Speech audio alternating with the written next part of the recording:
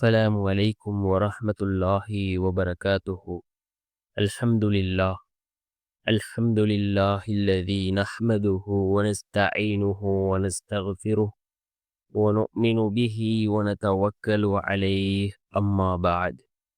அன்பிற்குரிய அல்லாஹ்வின் நல்லடியார்களே, அன்பு சகோதரர்களே, நாம் தொடர்ச்சியாக பார்த்து வரக்கூடிய துஆக்களினுடைய திக்ருகளினுடைய தொகுப்பில் இன்று நாம் பார்க்க இருக்கின்ற விடயம் என்னவென்றால், பாங்குக்கும் இகாமத்துக்கும் இடையில் நாம் இந்த துஆவை ஓதுவோம். அல்லாஹ் ஜல்ல சுப்ஹானஹு வ தஆலா நம்முடைய துஆக்களுக்கு மிகவும் வேகமாக அல்லாஹ் பதில் வழங்குகின்றான்.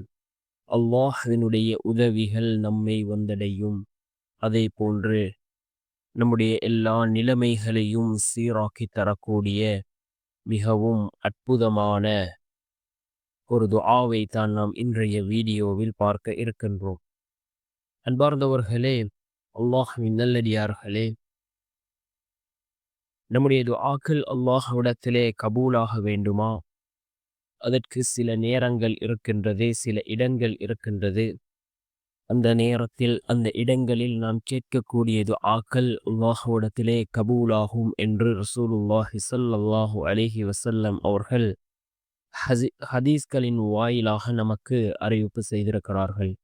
அதில் காபாவிலே கேட்கப்படும் துஆ அல்லாஹ்விடத்திலே கபூலாகின்றது. மஸ்ஜிது நபவியிலே கேட்கப்படும் துஆ அல்லாஹ்விடத்திலே கபூலாகின்றது. இதே போன்று தொழுகையில் ருகூவிலே, சுஜூதிலே, அதே போன்று தொழுகை முடிந்ததும் கேட்கக்கூடிய துஆக்கள் அல்லாஹ்விடத்திலே கபூலாகின்றது. அதே போன்று தான் பாங்குக்கும் இகாமத்துக்கும் இடைப்பட்ட அந்த நேரம் இருக்கின்றதே, அந்த நேரத்தில் கேட்கக்கூடிய துஆக்கள் மறுக்கப்படுவதில்லை என்று ரசூலுல்லாஹி ஸல்லல்லாஹு அலைஹி வஸல்லம் அவர்கள் கூறிய பொழுது சஹாபாக்கள் இந்த நேரத்தில் எந்த துஆவை கேட்க வேண்டும் என்று ரசூலுல்லாஹி ஸல்லல்லாஹு அலைஹி வஸல்லம் அவர்களிடம் கேட்டார்கள். அதற்கு ரசூலுல்லாஹி ஸல்லல்லாஹு அலைஹி வஸல்லம் அவர்கள் கூறினார்கள், அல்லாஹும்ம இன்னி அஸ்அலுக்கல் அஃப்வ வல் ஆஃபியா ஃபித் துன்யா வல் ஆখিরা.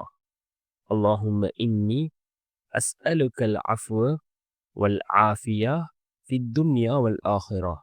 யா அல்லாஹ், நான் உன்னிடம் இவ்வுலகிலும் மறுமையிலும் மன்னிப்பையும் சுகத்தையும் கேட்கிறேன் என்று பொருள்படக்கூடிய இந்த துஆவை ரசூலுல்லாஹி ஸல்லல்லாஹு அலைஹி வஸல்லம் அவர்கள் சஹாபாக்களுக்கு கற்றுக் கொடுத்தார்கள்.